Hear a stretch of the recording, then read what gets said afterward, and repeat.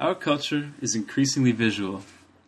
Today's all-pervasive screen-based media, movies, television, computers, iPhones, have fostered a cultural shift from literacy to visuality.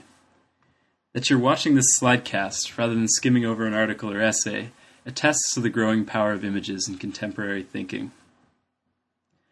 This power of images is even affecting the decisions we make about energy technologies. On an intuitive level, it makes sense that visual effects color our judgments about power sources. A picture of dark, billowing smoke belching out of the chimney of a coal-fired generating station evokes a very different aesthetic response than one of a sleek, futuristic row of solar cells. Gut reactions are powerful things, and in the end, rational debates weighing the concrete costs and benefits of different technologies are influenced by our aesthetic sense. As a result, images of technologies, and the beauty or ugliness we see in them, will play an important part in determining our future energy sources. The evolution of technology is not just a natural progression from one idea to a better one.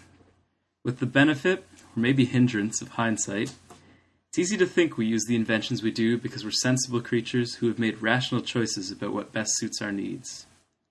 Really, the story of technology is usually much more complex and more interesting. Technologies that seem like natural ideas to us now have most often arrived because of meandering human processes that depend on mistakes, coincidences, personal quirks, politics, economics, and a host of other non-technical influences. Microsoft, for example, now dominates the world of software because, initially, the chairman of IBM, who knew Bill Gates' mother, thought it might be nice to do business with Mary Gates' boys' company. Altogether, a system of technical and such non-technical factors drive technological change.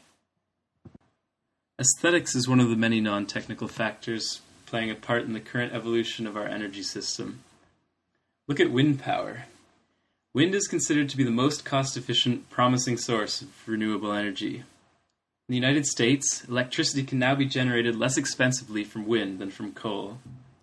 Overall, wind seems to have a promising future as a part of energy systems, and it's generally supported by the public. Nevertheless, the aesthetic impression left by wind turbines is a barrier to their further development. Proposed wind projects often fall victim to NIMBYism, not in my backyard attitudes.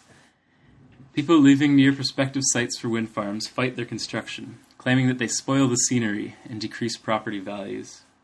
A famous case of organized resistance to wind farms occurred when an offshore project was proposed at Nantucket Sound, just off Cape Cod, Massachusetts. For wind power to keep expanding, it'll have to address this problem of spoiling the view. Fortunately, wind turbines are probably not innately ugly. In the philosophy of aesthetics, cognitive contextualists suggest that some tastes do have to be acquired. Some beauty, they say, comes from knowledge of its context, and consequently, an understanding of something's sustainability, for example, can enhance its beauty. Just as a golf course may seem superficially lovely with its lush, manicured grass, but loses some charm when attended by knowledge of the pesticides and wasted water that go into it, people may in fact begin to delight in the image of wind turbines if they believe them to be good for the earth. Definitions of beauty do depend on culture, and by spreading knowledge, crafting a culture in which turbines are charming additions to landscapes, renewable energies advocates could ease wind's incorporation into future energy systems. Constructing technologies as beautiful seems to be an especially important concern for renewable energy. Since they can operate at small, decentralized scales, they are more likely to be visible than their out-of-sight centralized counterparts, such as nuclear or coal. It's not that coal and nuclear aren't ugly, but these energy sources more easily avoid being seen from backyards. It's easy for something invisible to escape visual politics. Overall, for better or for worse, people make technological decisions based on what they find beautiful. That conceptions of beauty can be altered by knowledge further illustrates the importance of information in efforts to promote renewable energy technologies. The more people learn about these technologies, the more likely they'll be looking good in the future.